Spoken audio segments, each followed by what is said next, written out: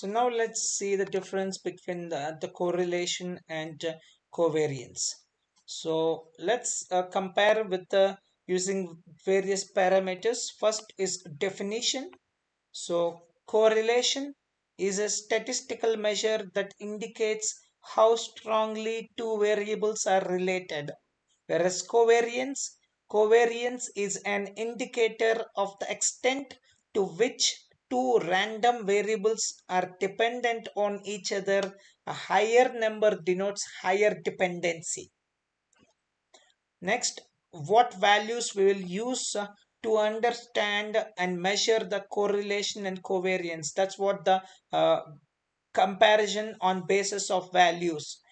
Correlation is limited to values between the range -1 and +1. So -1 is negative, highly negatively correlated, and 0 is no correlation, and +1 is highly positively correlated.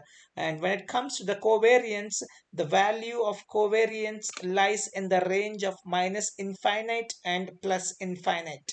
And as the value higher the number denotes the higher dependency. So if it is a higher negative value, so higher negative covariance. If it is higher positive value, higher positive covariance.